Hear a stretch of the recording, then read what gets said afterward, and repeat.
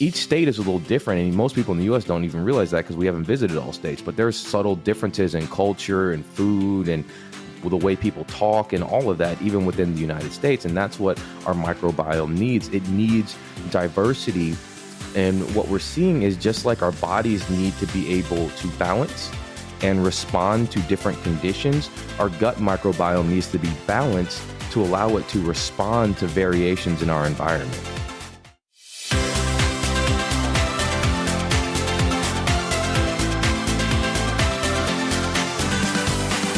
Hey there, I'm Amy Connell. Welcome to Graced Health, the podcast for women who want simple and grace-filled ways to take care of themselves and enjoy a little chocolate in the process. I'm a certified personal trainer and nutrition coach who wants you to know your eating, movement, and body don't have to be perfect. You just need to be able to do what you're called to do. Okay, my friends. Buckle up and do yourself a favor. Take this off 1.5 speed. If you're like me, that's how you listen to your podcast. Every now and then we give you one that you want to take it off, and I'm telling you, this is it. Today, Dr. Richard Harris joins me to discuss the gut microbiome. I swear, I promise you will learn so much in this conversation, just like I did. We just jump in and dig into all things gut health. We talk about a healthy gut microbiome, what the difference is between that and gut health, the impact of stress, the impact of foods, and then the relationship that a gut microbiome has on autoimmune disease, allergies, gut and thyroid health, Alzheimer's, all kinds of stuff. I know you're not going to want to miss it. Let me tell you a little bit about Dr. Harris. First of all, you need to know he's a double doc with an MBA. So he is a board certified internal medicine physician and a pharmacist. He also has his MBA from the University of Houston. He is host of the Strive for Great Health podcast. And Dr. Harris has a client-centric view focusing on building relationships and trust through a comprehensive lifestyle medicine system combined with genetic and micronutrient testing.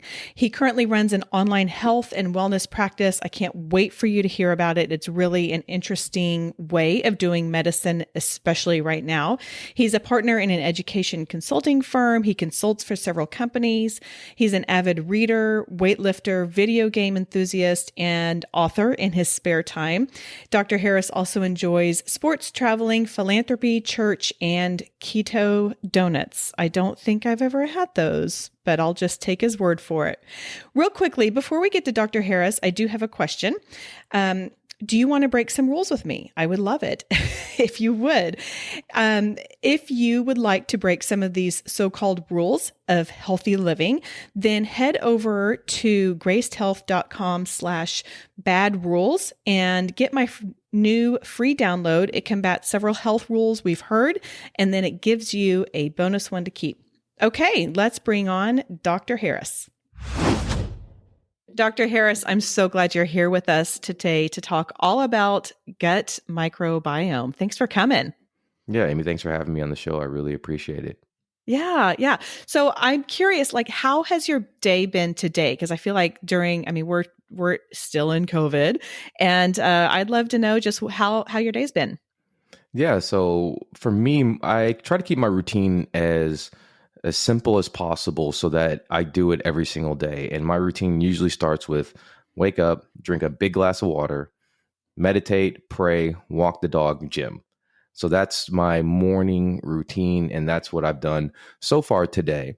And overall, today's another blessing. Every day I wake up, I feel is another blessing from God, and I'm energized for my rest of my day, which is podcast planning and meeting with some of the companies I consult for. And then I'm on the board of a charity. We have a charity board meeting tonight. So Thursdays are usually a pretty busy day for me. Yeah. I have to ask, what kind of dogs do you have? Or dog? We have a rescue. He is German Shepherd, and we think either mixed with Boxer or Pit. I've got a Pit mix stray who literally showed up and we kept her after making sure that she didn't have any owners. Oh, So I wow. definitely have, yeah, yeah. And those German Shepherds, those are great dogs as well. My sister has some. Okay, well, I want to jump in because and I have to say, I really debated about what I wanted to talk with you about. I was introduced to your podcast through a Houston podcasting network that we're both on, and you put something out on vitamin D, and I listened to that and I was like, I have got to have him on. So I kind of wanted to talk to you about vitamin D today, but what I'm going to do is recommend to all of my listeners to go listen to that because I've been trying to put it out there. I've been sharing it, but you provided some great information. So just a little extra plug on that. So now we'll move into the gut health. Now, one thing you're going to have to help me with a little bit is the terminology. Gut health, gut microbiome, are those interchangeable? Is it kind of the same thing? First get me started with that. Yeah, so we use them interchangeably, although they're a little bit different. Gut health is more of the overall comprehensive term. Like that would be the subject heading, would be gut health. But Okay. the preeminent factor in gut health is your microbiome. That's your bacterial diversity, what bacteria you have, how much you have. Are they the right bacteria? Are they the wrong bacteria? Are they producing the right byproducts? Are they producing the wrong byproducts? That's what we mean by the microbiome. But when you talk about gut health, there's some other things that we'll look at too. That could be digestion. That could be if there's a leaky gut, meaning that the the junctions between the cells have spread apart. And so the barrier function of the gut is impaired. It could be gut cell function. Are they doing what they're supposed to do? It could be the other organs in the gut, like the gallbladder. Is that working? Is the pancreas doing what it's supposed to do in digestion? So all of those things are components of gut health. But for a lot of us, it really starts with the microbiome, and that's what we focus on first. Okay, so let's start there. The microbiome. Give us just a general overview of that and why it's important. Absolutely. So we are just scratching the surface of the complex interactions between our gut microbiome and our bodies. They used to say that there were more bacteria in us than us. Now we say it's about equivalent. We have as much bacteria on us and in us as we have us. And there are complex interactions between our microbiome and our own physiology. For instance, a study came out last year that showed that our gut microbiome looks out for viruses. How cool is this? Like Yeah. literally the gut bacteria will say, "Hey, immune system, over there, there's a virus, go get it." And so we can work together to improve our health, but if you have the wrong bacteria, that can negatively affect your health. And so if you're looking at the microbiome from an overall level, okay, someone's asking, why is this important? Okay, well, it's linked to Alzheimer's. It's linked to Mm-hmm. cardiovascular disease. It's linked to diabetes. It's linked to obesity. It's linked to kidney disease, depression, anxiety, liver disease. I mean, literally, we're finding links between the gut microbiome and all of these major diseases. And if you look at what's plaguing America, heart disease, there's links to that. Cancer, there's links to that. Lung disease, there's links to that. Depression, anxiety, Alzheimer's, there's links to that.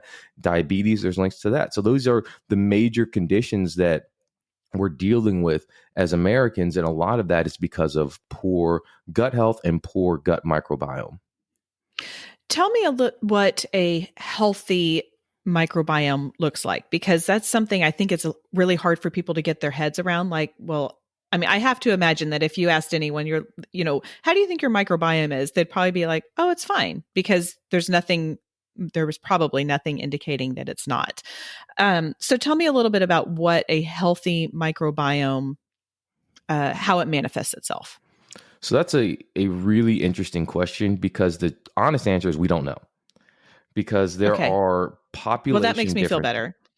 Yeah, this is something we're still studying. We have ideas of what it should look like, but if you look at different populations from around the world, they have subtle differences in their microbiome, and that is due to differences in soil, differences in nutrient intake, differences in stress levels. I mean, all of these things are somewhat different. So there are some evidence that a microbiome of someone in South America could be completely normal, But if you had that same microbiome of someone here in America, if they had it, it could cause issues. And Interesting. that's because of regional variation. So what we know now about the microbiome are there are certain species, and if they're in a relative ratio, that indicates a healthier gut. And we know that you need diversity in your microbiome. So it's like if you had a bunch of different states, like the United States, and all of them were the same, then there would be no diversity, there'd be no culture, there would be, it would be like a Stepford Wives kind of scenario, right? Mm-hmm. But Mm-hmm. each state is a little different, and most people in the US don't even realize that because we haven't visited all states. But there's subtle differences in culture and food and the way people talk and all of that, even within the United States. And that's what our microbiome needs. It needs diversity. And what we're seeing is just like our bodies need to be able to balance and respond to different conditions, our gut microbiome needs to be balanced to allow it to respond to variations in our environment. Okay. Okay. I have a lot of questions from that. But I think we'll get to those as we go in. I know you're a big believer, and I am too, that the foundation of all we do is the foods that we eat. What are some good foods to eat to promote good gut health, good gut microbiome? Yeah, absolutely. So the best way you can promote diversity in your microbiome is eat the rainbow. Yeah. So you want foods from all different kinds of colors because those colors indicate what nutrients are there. The colors in foods are actually nutrients. They're Mhm. phytonutrients and chromophores and things like that. So each color has a different nutrient profile, and each of those nutrients has different effects in the body. So you want a diversity of foods. And it's interesting when we talk to people about this because they're like, well, I can't do that because I want to eat my favorite things and that's it. And, I don't want to stray outside. And I'm like, okay, like 80% of the average person's nutrition plan comes from 15 foods and that's it. And most people, it's like 6 foods, right? So we Wow. don't get enough diversity in our nutrition. We think we do, but we don't. The illusion of freedom is actually higher in most people's minds than actual freedom. So that's the best thing that you can do is eat a diversity of foods. And what I'm concerned about is, as we push towards more strict nutrition plans like carnivore and like vegan, that these are very restrictive plans. And so you're eliminating entire classes of foods, and that's going to hurt your microbial diversity. And so what you're seeing with a lot of those nutrition plans now is people recommend cycling. And I think if you're doing vegan, if you're doing carnivore, that's the best approach to help maintain microbial diversity and prevent nutrient deficiencies. Stress. You have to moderate your stress. There is evidence that stress is an absolute killer to the microbiome. And why do you think Wow. people with stress often have gut issues? All right. And people with gut Yeah. issues often have stress. You Yeah. see these two Yeah. linked. And part of that is the vagus nerve, right? The vagus nerve goes from our brain to our gut. So there's a two-way highway between the brain Yeah. and gut. But there's also the gut microbiome makes a lot of the precursors to our brain chemicals, our neurotransmitters. So if you have stress, you get abnormal gut bacteria. You get what we call dysbiosis, which is either abnormal bacteria or improper diversity. And that can lead to a host of chronic issues. So that is simply from your brain communicating down to your gut. I mean, Mhm. and that's what just takes it off. Right. And vice versa. Your gut communicates to your brain. So it's the gut brain axis, and it's a two-way highway. So This you stuff can't, is so fascinating. it really is. And we're just scratching the surface on it. Yeah.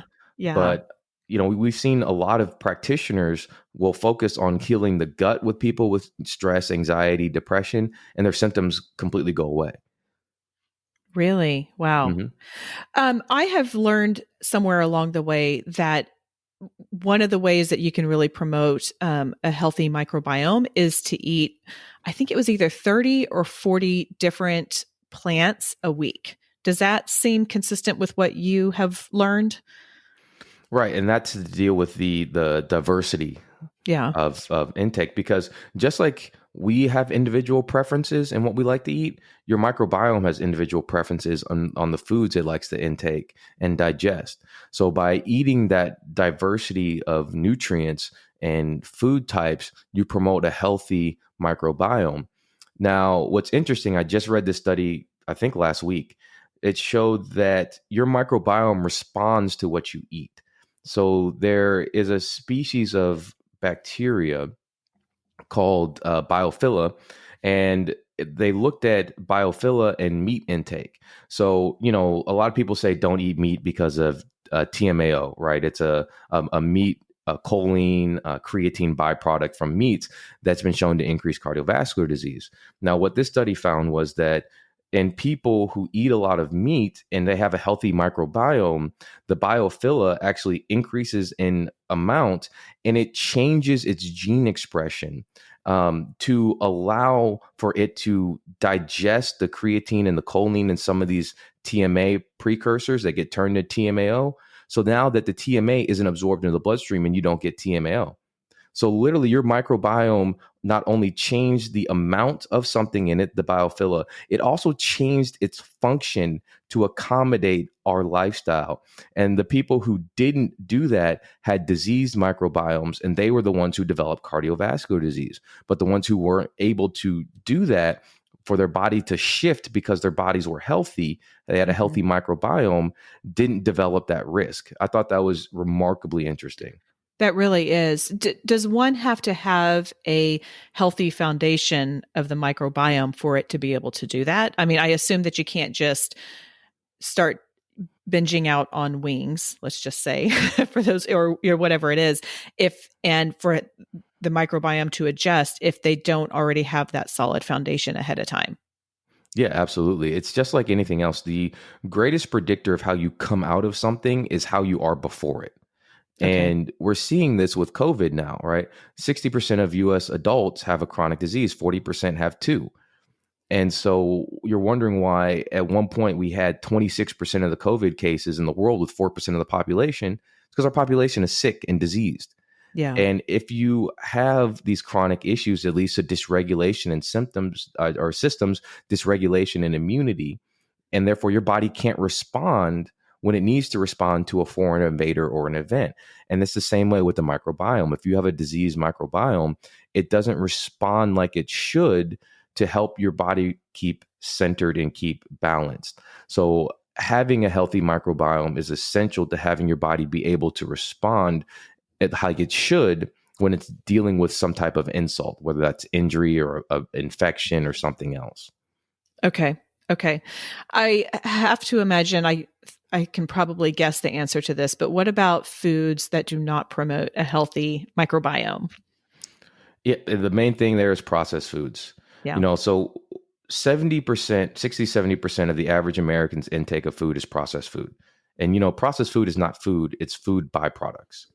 And these Yeah. foods have been transformed by chemicals.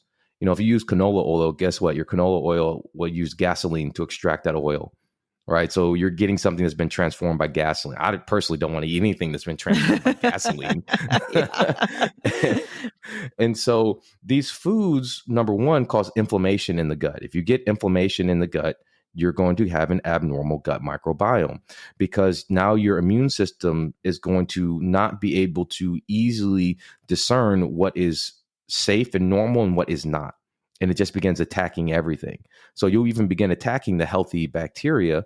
And then in a population of unhealthy bacteria or yeast or viruses or protozoa, like all these other things that are in our gut system, now they can become opportunistic and take over because a good bacteria keep them in check. So if you eat a lot of processed food, that inflammation causes changes. Also, sugar by itself can cause this. There's a study that came out this a couple weeks ago that showed that sugar wreaks havoc on your microbiome, destroys the good flora, is taken up by the bad bacteria, and then they use it to make chemical warfare. Literally, there's chemical warfare happening in your gut right now between the good Wow. bacteria and the bad bacteria. And if you feed the bad bacteria, they'll win. But if you feed the good bacteria, they'll win. And so processed foods, excess sugar intake, and those are the two main things and then high carbohydrate intake as well. So again, most Americans eat way too many carbs. 60-70% of the average American's dietary intake is carbohydrates. Hmm. And that causes some adverse changes in the gut as well. And that's why we've seen people who go to low carb nutrition plans and they've helped heal their gut that way. So those are the really three main things I see that people are doing that adversely affect their gut. Okay. Wow. How does it, there's a lot of autoimmune issues out there. How does the gut affect that one way or the other? Without question, it does. If you look at blue zones, these places that live long and have no chronic disease, if you ask a person, hey, who's going to live longer, an American or some tribe in the middle of the jungle in Africa? They're going to say the Americans, of course. No, there are tribes in the jungle in Africa who live longer than we do, have no chronic disease. They literally die of old age. Hmm. And if you look at their biomarkers are incredible. And one of the things that they don't have is they don't have any autoimmune disease. And autoimmune disease has become a common thing now where it used to be very rare.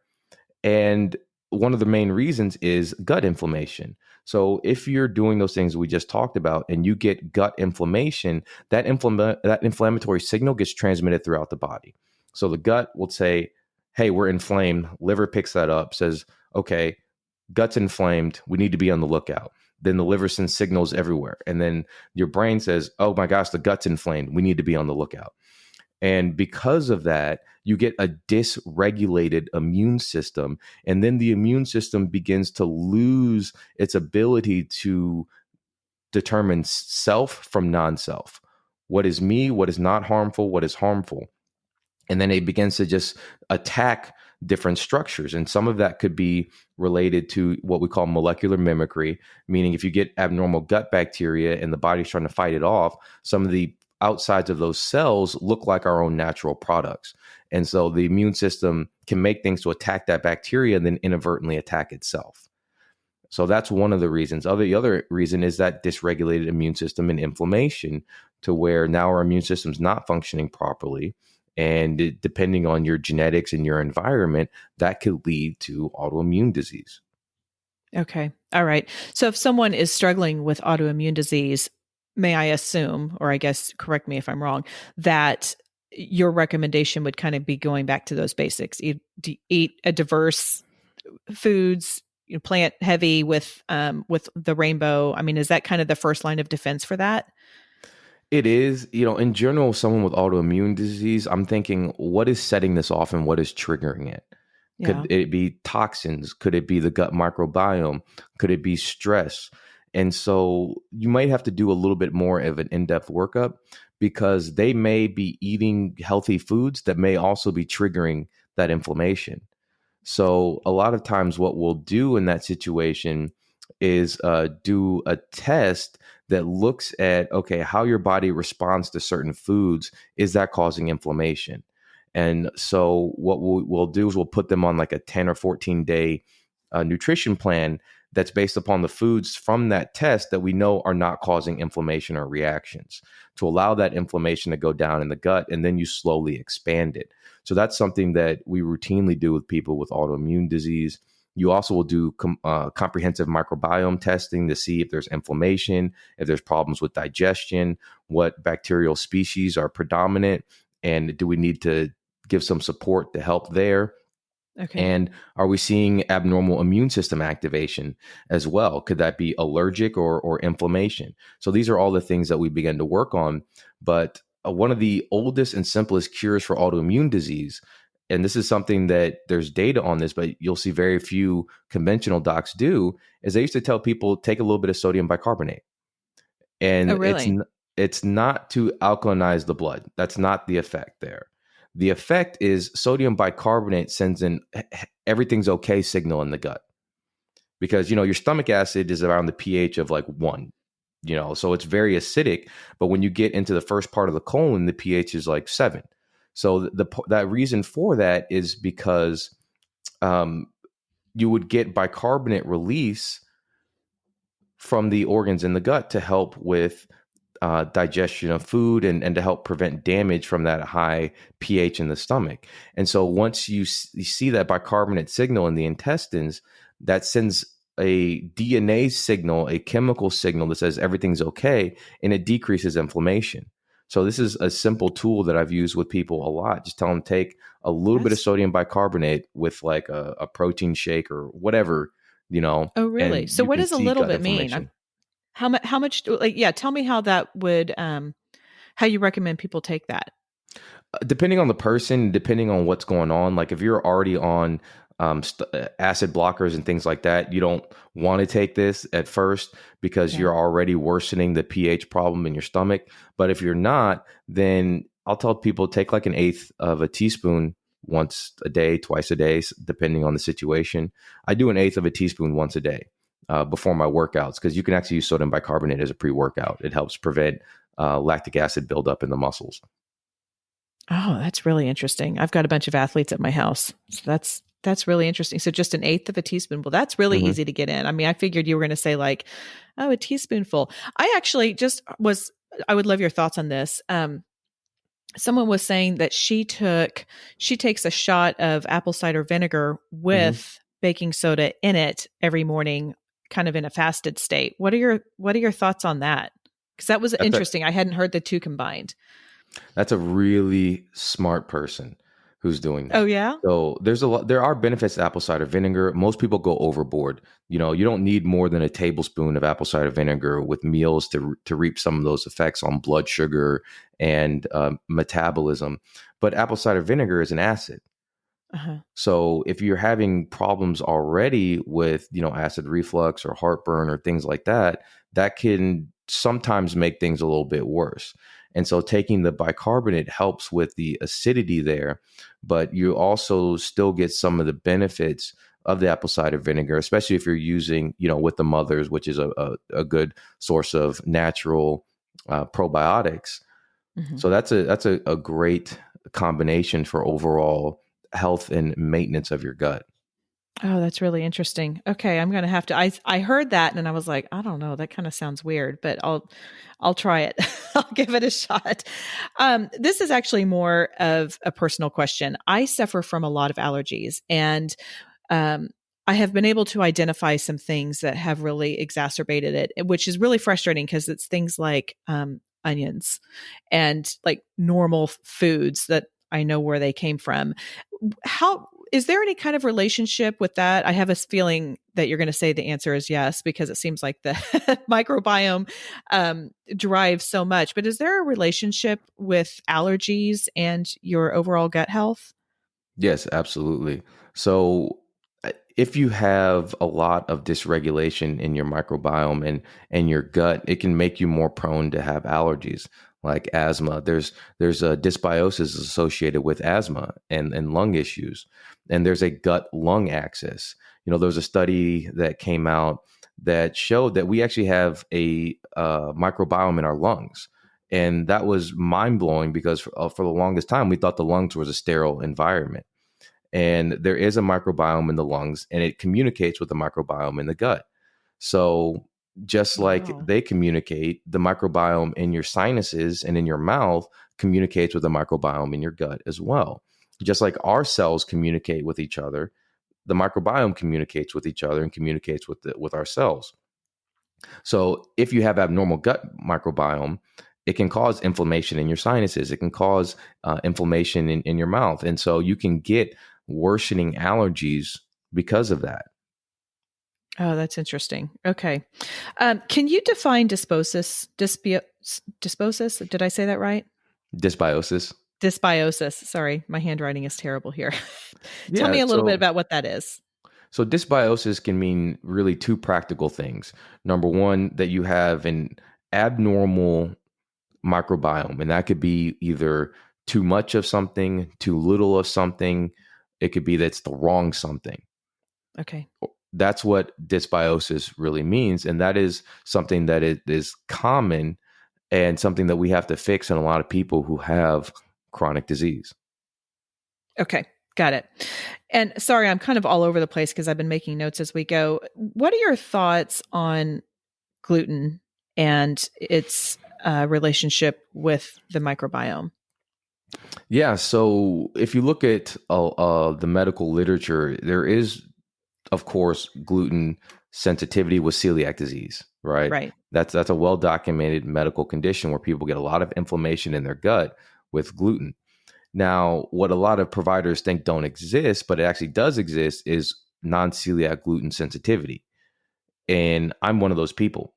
I don't have Mhm. celiac disease. I've tested for it. I don't have it, but my gene profile indicates that, hey, I might be susceptible to gluten inflammation. And I actually figured this out before I even did any of the testing when I was 18. And I stopped eating bread, and a lot of my GI symptoms went away or improved. Yeah. And now try to eat bread, I can have like 2 bites. If I have more than 2 bites, I'm immediately bloated and have all other types of symptoms like irritable bowel. So gluten sensitivity is a real thing. A lot of people who have it, it may not be gut issues. Gluten sensitivity is linked to thyroid problems as well. So these are some of the things that we may try with people if they don't want to do the testing, and say, hey, just cut out gluten for 3 weeks, see how you Hmm. feel. Yeah. Um, and when you talk about testing, this is something, tell me a little bit about that process.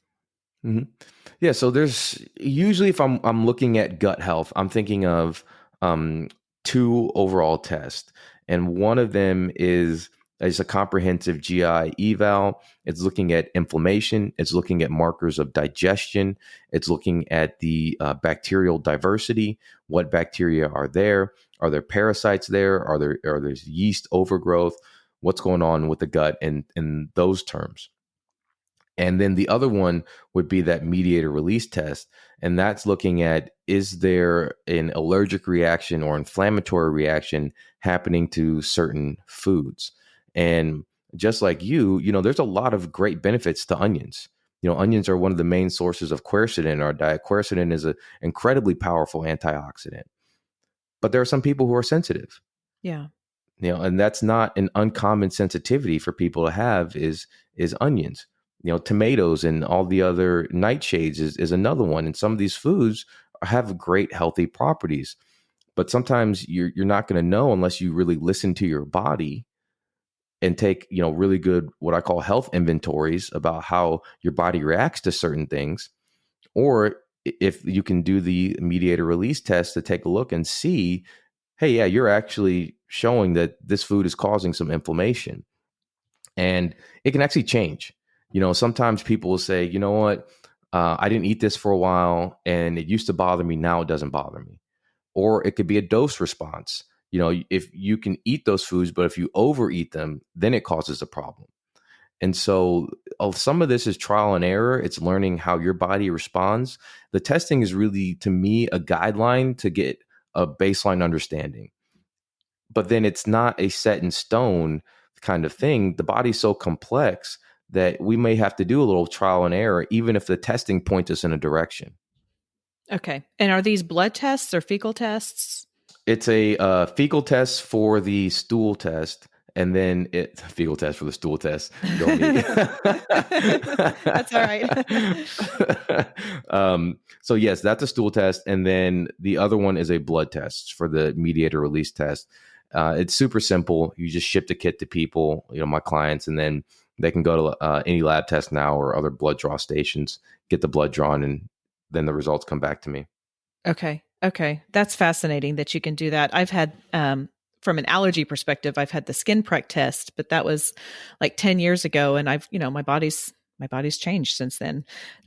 Okay. Back to gut health. I know that there's been a lot of new research coming out surrounding gut health and Alzheimer's, which is fascinating. Can you tell me a little bit more about that and what we need to know? Yeah, I just posted a study on this on my YouTube channel. Really great study. It looked at the microbiome and it looked at microbiome products. So just like our cells have byproducts, our microbiome makes things as well. And one of the important things that our microbiome makes, and this is probably, besides ketones, my favorite molecule is butyrate, which is also a ketone body, but it's a little bit different than beta hydroxybutyrate. But butyrate is a wonderful molecule, and it's made by our gut bacteria, especially the Firmicutes species of gut bacteria. And so butyrate has shown to be trophic to our gut. Our gut cells take it up, use it as energy. They love it. It helps with the barrier function of the gut. Butyrate's also anti-inflammatory. It tells our immune cells, hey, this is okay. So it helps regulate our immune cells. And that butyrate gets into our bloodstream and then circulates to our brain as well. And it does the same things there. So we have a species of immune cells in our brain called microglial cells. And microglial cells are kind of the watchdogs in our brain. They kind of circulate, look for inflammation, look for abnormal things in our brain.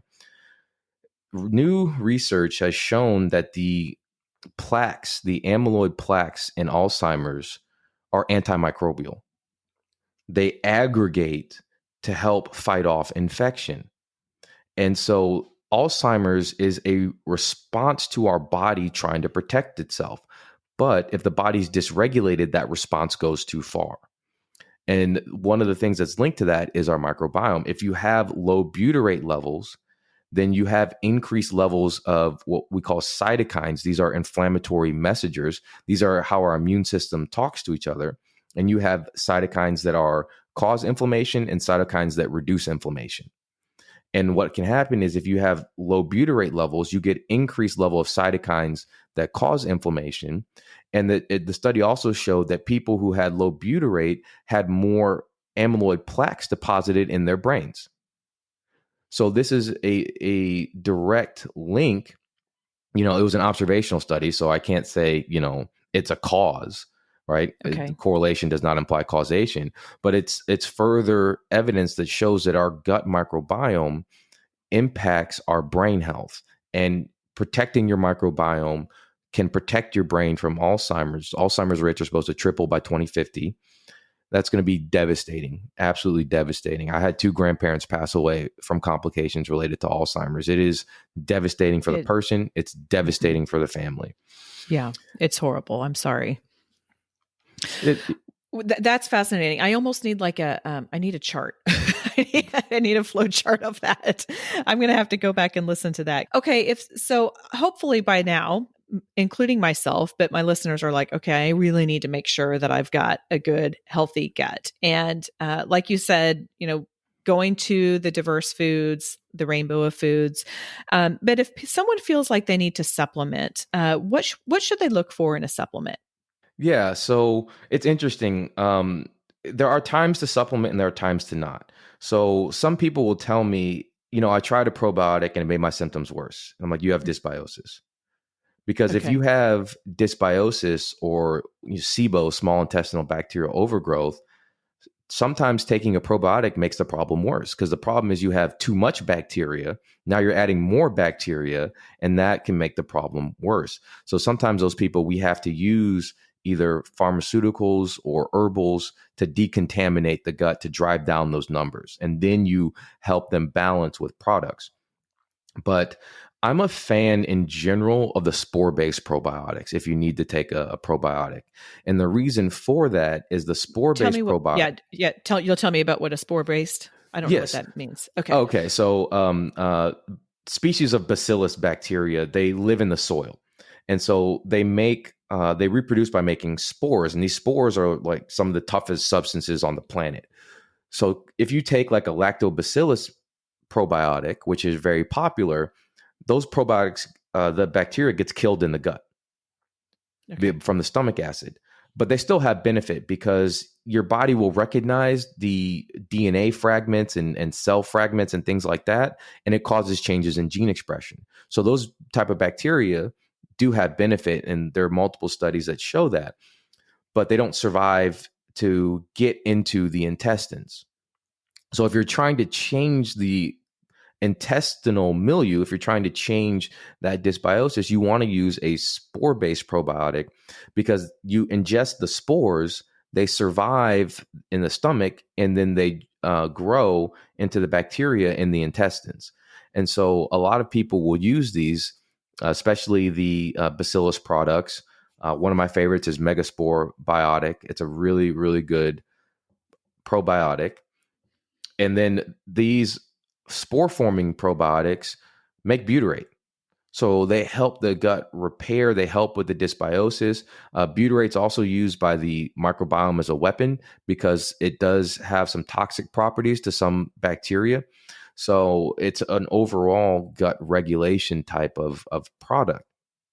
Okay. And then, if you have dysbiosis or if you don't want to take a product, then just use the fermented foods, kefir, however you pronounce it, kombucha, sauerkraut, kimchi. These are all the natural sources that we used to use to get some soil-based bacteria and healthy probiotics for, thousands and thousands of years. That's what we used. And then sometimes people will need a good prebiotic too.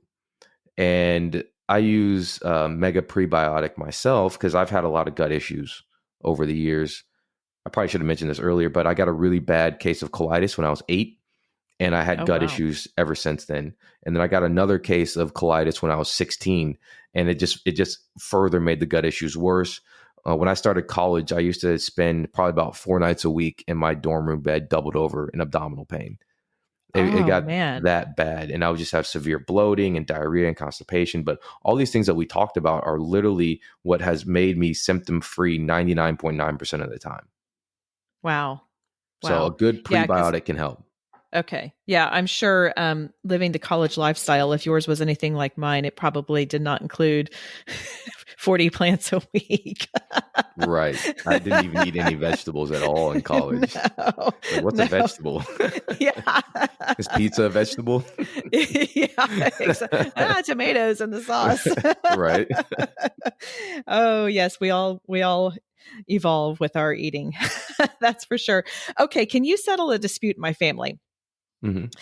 The legal term is not leading the witness, so I'm going to try and say this where it's a blank statement. But is the term gut brain a real thing? Yes, absolutely. So you have a complex of nerves around your gut that are autonomously functioning without signals from your brain. So, Okay. a lot of people will call it the second brain. A lot of people will call it the gut brain. But there is a complex system of nerves in your gut because your gut always has to be functioning and it has to function autonomously. Yes, there are inputs from the brain into the gut and vice versa, but there are autonomous inputs.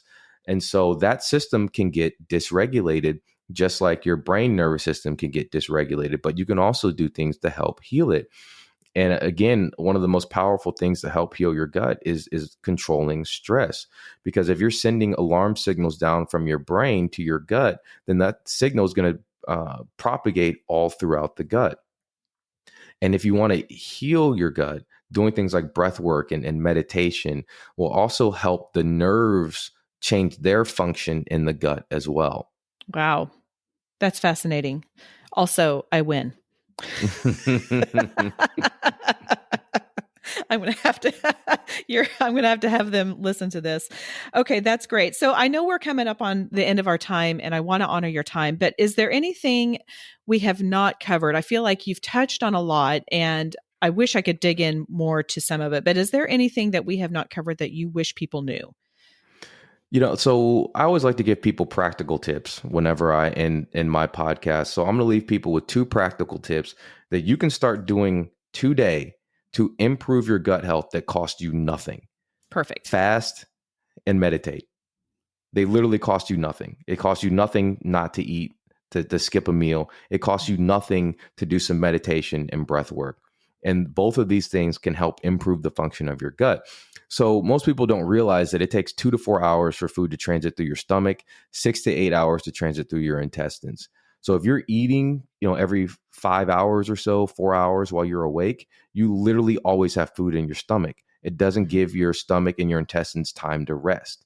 So by fasting, you give their digestive system a time to rest, to offload the digestive system, to help it kind of sense and see what's going on. also, your body can't repair and grow at the same time. They're two different cellular signals. And so if you're always in the fed state, your body is like grow, grow, grow, grow, grow, store, store, store, store, store, because we have the genes of people who grew up in a very hypocaloric, meaning not enough calorie world. Now we live in a hypercaloric, on average about 500 calories more a day than we actually need world.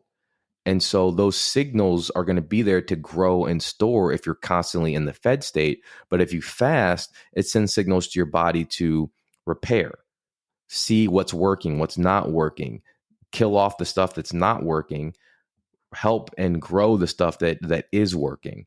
And so that's important. And then meditation's actually been proven to change the way your nerves work. You want to get smarter? Meditate. You want to have less anxiety and stress? Meditate. And it literally changes your brain structure and it changes your brain function. And this has been proven. If you don't believe me, go look at the studies. They're there. And I believe, I haven't read any studies on this in the gut. I'm not aware if it's there, but if it's changing the way our brain nerves are functioning and working, it's going to change the way the gut nerves are working and functioning as well. Yeah, that makes sense. Can you define fasting for me? Because everybody has a little bit different definition of that. Yeah, so there's fasting versus time restricted eating. All right. So most people, when they say they're fasting, they're doing time restricted eating, which means, I eat for in an 8-hour window a day and I fast the other 16, which is perfect. Everyone can do that. There are some people who shouldn't. Some people do better off with the 12-12 window. That's fine. Just have a window where you're not eating and schedule it. And then to me, a true fast involves going into ketosis, to where your body has burned through all the stored sugar in our bodies and starts to burn through stored fat. And for most people, that can take somewhere between 16 to 24 hours. So I recommend that people do a long fast if applicable. There's certain people who shouldn't, like certain medications and disease states and things like that. Discuss it with your provider. But I recommend my clients that they do a long fast at least once a month, and that's at least 24 or 36 hours without food to really drive that repair process. Okay, that's good to know. Okay, how can people connect with you? And can you tell us a little bit about your business? Because I think what you've got going is brilliant. And I think that there's a real need for people. And I'm just going to say it, particularly among men who don't want to take the time to go to their providers. Sure. Face to face. Men are horrible about this. Most of my listeners are actually women, which is, most healthcare podcasters and content creators, it's the same thing. Like 70% of my audience is women. And then they're going to their husbands or significant others and being like, you need to do this. Right. Which is fine. Yeah. I'm raising my hand over here. Yep. Men, step up. You are leaders. You are providers. If you want your family to be healthy, set the initiative, set the role, be the leader, be out front, the one who's guiding your family towards wellness. And so my business, it's gone through several iterations, but what I've settled upon now is a 3-step process. And step 1 is information, because there's a lot of information that we need about what's healthy, because the mainstream media and mainstream medicine doesn't really know how to keep you healthy. They just want to put everybody on pills. So I have to give a lot of information to help you. And then step 2 is plan. So I don't give people a plan. I don't believe in giving people a plan. If you want a 5-day or 2-week plan, I'm not the guy for you. The reason is I don't think they work for long term. I'm about sustainability. I want everyone to live to 95 years old and be healthy, right? Yeah. And truly die from old age, just like these blue zones. That's my goal. And so after I give the information, the next visit is, what's your plan? And if you don't have a plan, then I say, okay, come back to me when you have a plan. And then we work on the plan together, because I want to meet people where they are and help grow them, because I know that the journey to wellness is going to take years, because mine's taken years. Right. And I continually just add on, new behavior, new mindset, new tool over time. But I didn't just wake up and have this set. So I just help people transition over to a progressive wellness journey and create a plan along the way. And then step 3 is act. And the action can be carrying out the plan. It could be doing some of the advanced testing that we talked about so we could fine tune the plan. But I think that the lifestyle portion is the most important part about wellness. And so that's what I focus on primarily is lifestyle, and then also on customized supplementation. So that's a big part of my program as well. And then how can you get a hold of me? You can check out my website. My business is called Great Health and Wellness. My website's theghwellness.com. I put a lot into my podcast. That's what I'm focused on right now. The Strive for Great Health podcast. It's on all major platforms. And you can always shoot me an email. I try to respond to all my emails and point people in the right direction. Even if it's not working with me, I'm going to try to get you to someone who can help you. Because I always tell my clients, I don't do this for the money. I have other sources of revenue. I literally don't need the revenue I make from my clients. I'm there to help those who want to get help and to seriously make a change. And if that is you, I'm here. I will support you, or I will get you to someone who's more in line with your goals. Yeah, I love that. And I have to say, I can tell you put a lot of research and time and energy into your podcast. I mean, I totally nerd out at all of this stuff. And I think it is fascinating, which I feel like I've really overused that word today. So I apologize, but you do great work. I'm really grateful that I was introduced to you, because just in my own personal life, you're really teaching me a lot. So thank you. Thank you for the time that you put into that. Okay. I have two more questions real quick. One, which is nothing like any of the other questions that I have. And this is something I've been asking a lot of my guests lately. I'm fascinated by tattoos because I think that oftentimes they tell an interesting story or a meaningful story. So I'm wondering if you have any, and if you would like to share a meaning behind one. And if not, if you had to get one, what would you get and where would you put it? So I actually don't have any tattoos. It's kind of interesting. My sister has I think 300 hours of work. She's tatted Whoa. all up, and I have no tattoos, no piercings. And it's funny you mentioned that. So for the longest time, we thought my grandmother, my dad's mom, was half Choctaw Indian. And so me and my dad had talked about getting a Choctaw symbol tattooed.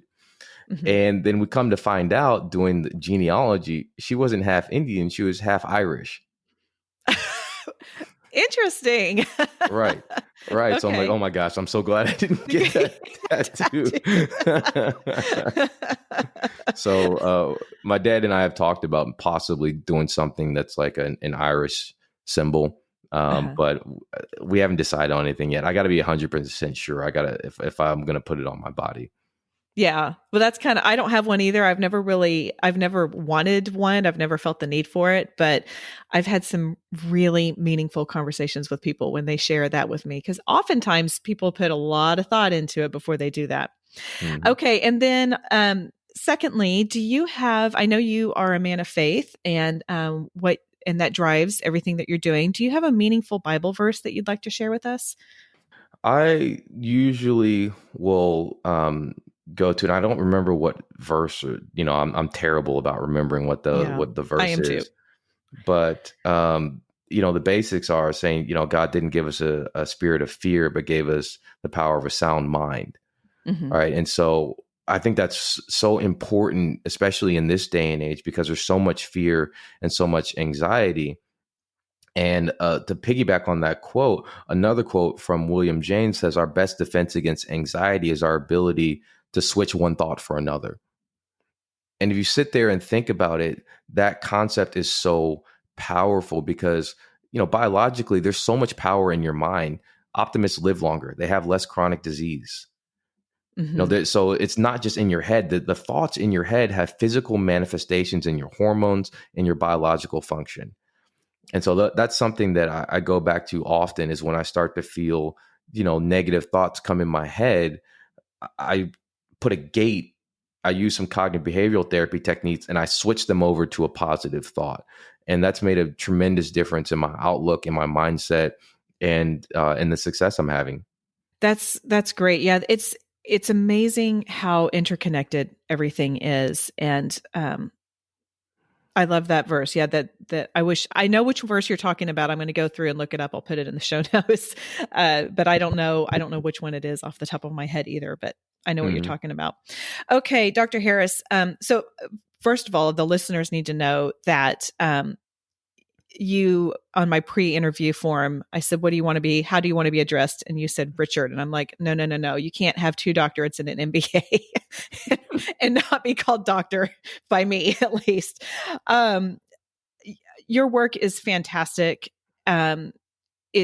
I think it's changing lives, and I am really excited to get you out there. I know I have a lot of my community that really digs this kind of stuff. And so I want to encourage you guys to go check out the Strive for Great Health podcast, go to the website. I've got that all in the show notes. And thanks for coming on. You're great. Oh, thank you, Amy, for having me. I appreciate you. And, before we started this, we actually prayed together. And I think that's so important to be healers, to put your faith out there. And if you're listening, if you are someone who's in healthcare, don't be afraid to show your faith. I tell patients when I work in the hospital and I'm praying for them, and even the people who aren't believers light up. They love that someone is investing that type of care, that type of thought, and that type of love in them. So go forth and be the change you want to see in the world. I love it. Amen. All right. Thank you so much. Thank you, Amy.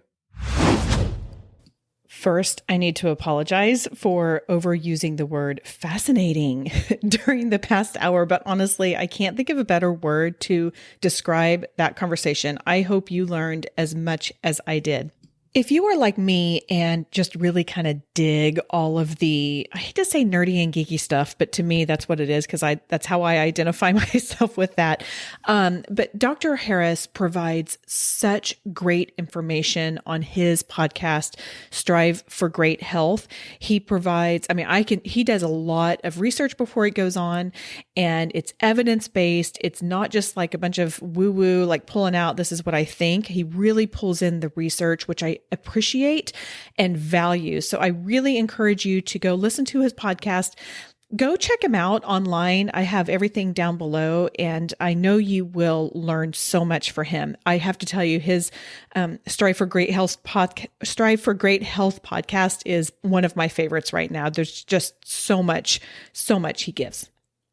Hey, if you don't get my monthly journals, I invite you to sign up for them over at gracedhealth.com/monthly-journals. This is my way of sharing all kinds of different things with you, like recipes, foods, hacks, workouts, music, so much more. And it's only available to those who sign up. You can't find it anywhere on my website or on the interweb. Each episode, I like to share one simple thing to remember. Dr. Harris gave you 2 applicable tips that I think it's worth mentioning. Again, fast and meditate. My one simple thing is that the adage about eating the rainbow has never been more true or important. Eat a diverse diet. In fact, I have a recipe I've been making called Eat the Rainbow chopped salad. That's delicious. I'm going to include that on next month's monthly journal. So if you want to get it, just make sure that you have signed up for that at that gracedhealth.com/monthly-journals. Okay, that is all for today. Go out there and have a graced day.